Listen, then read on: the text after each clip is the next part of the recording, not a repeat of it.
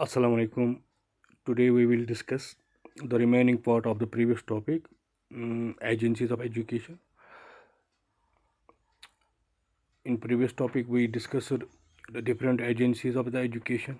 We categorized them in the three categories: formal and informal, commercial and non-commercial, active and passive agencies. आज हम इसको elaborate करेंगे.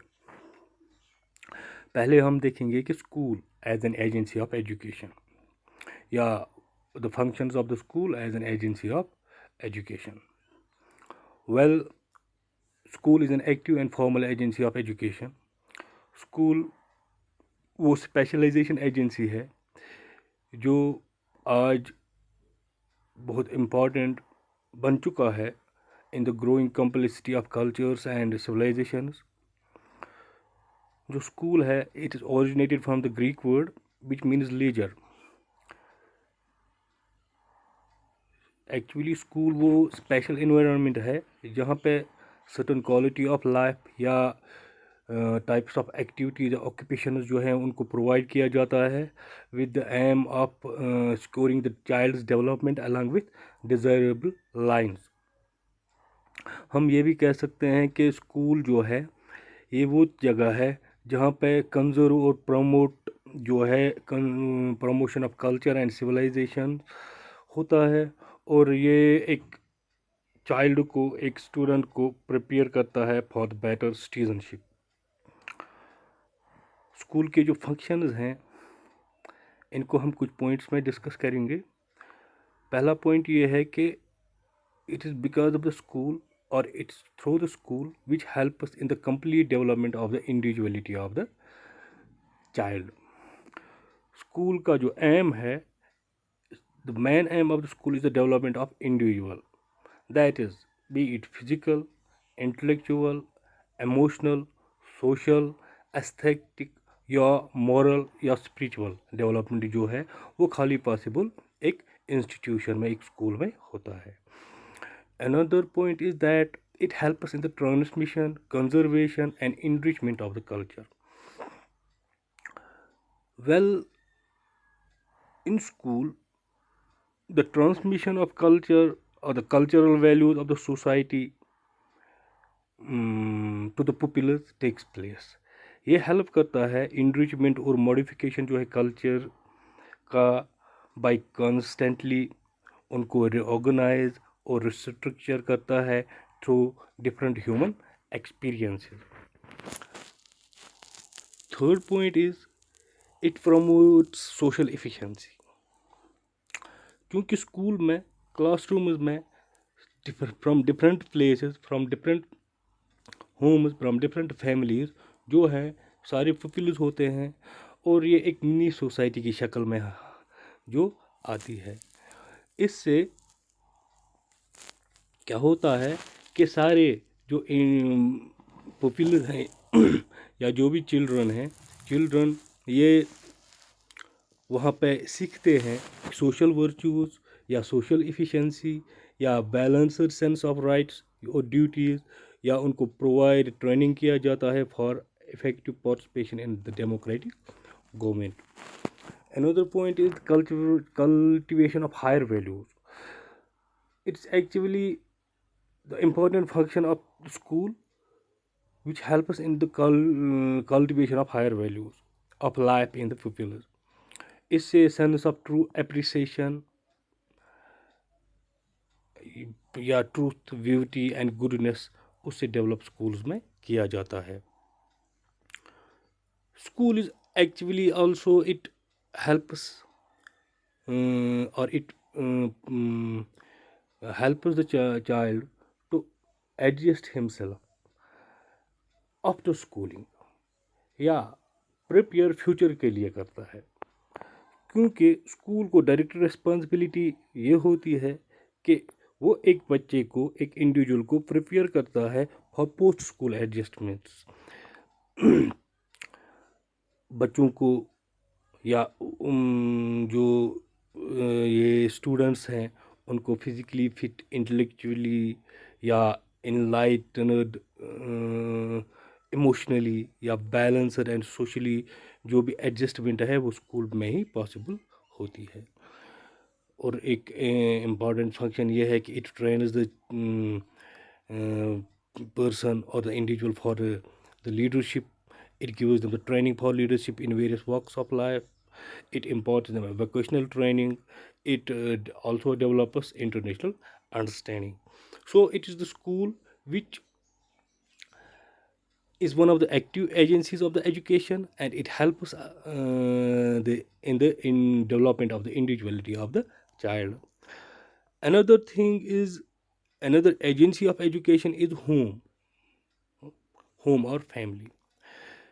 Home or family, it's the oldest and the most important informal and active agency of education. जो how home है या family है, ये एक पुराना और बहुत important informal agency of education है। क्योंकि फैमिली जो है फॉर द सोशल ऑर्गेनाइजेशन, ये फाउंडेशन है। इस यहाँ से शुरुआत होती है बच्चे की। इस फैमिली एक इम्पॉर्टेंट रोल करती है for the education of the child. According to Clare, by family we mean a system of relationship existing between parents and children. Family का मतलब यह है कि जो रिलेशनशिप बिटवीन पेरेंट्स और चिल्ड्रन के दरमियान होती है, उनमें जो भी डेवलपमेंट एक बच्चे की होती है या जो भी वो सीखता है, वो एक इम्पॉर्टेंट aspect है, or we can say that it is the important agency of the education.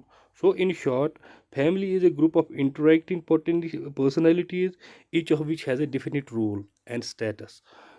For example, family जो है ये रोल करता है for the cultivation of love, cooperation, fellow feeling, friendship या जो भी basis of life है उनकी मदद करता है।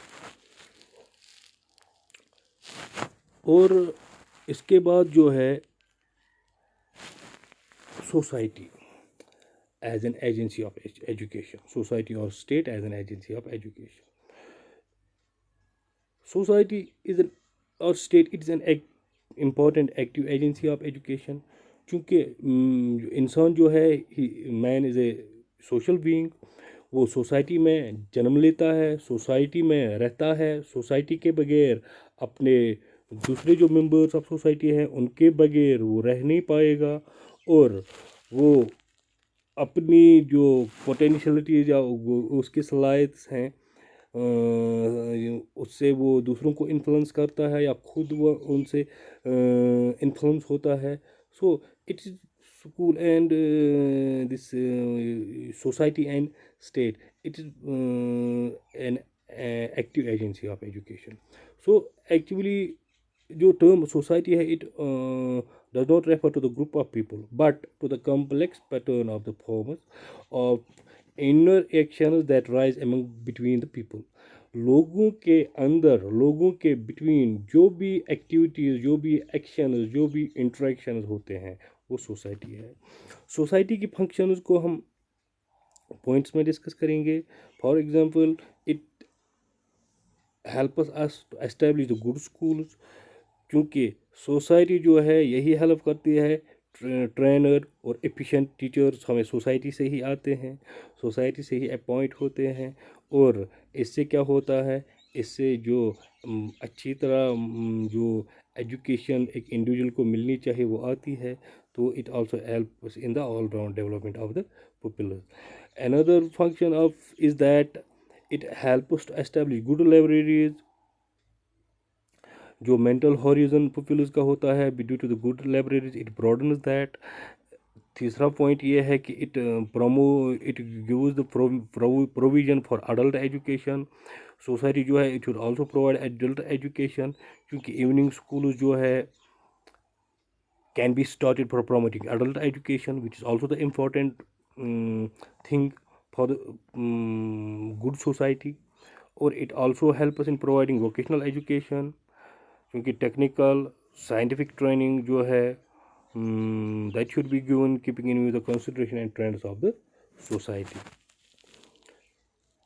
और it inculcates in moral and spiritual development, क्योंकि because no society can make progress until it inculcates moral and spiritual values in the society and masses.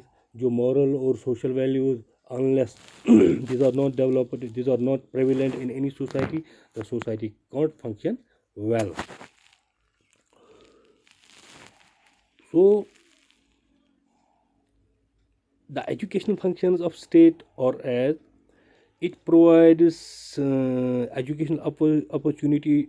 जो state है, it provides the educational opportunity by opening schools, or it state helps in the planning, it helps or it plans the curriculum and syllabus. It encourages educational research. It also appoints different commissions for the betterment of education. It also supplies the quality teachers. It also provides scholarship. It also organizes seminars and workshops. So it's very important and active agency of education. Another thing is that the role of television as an active agency of education in the modern societies, uh, and due to with the development in the field of technology, television has given us different things, or it's very helpful for promoting the education, because it's one of the most exciting and efficient forms of mass media created by human endeavors. So it is इसको consider किया जाता है powerful agency of communication. इसके advantage जो हैं over the radio is that it appeals our ears and eye. It also brings eye and ear together and thus makes the experience concrete, real and immediate. So जो electronic broadband of the future, it is said yeah, TV play it जो plays an important role in the teaching learning process in following ways. For example, it gives us the information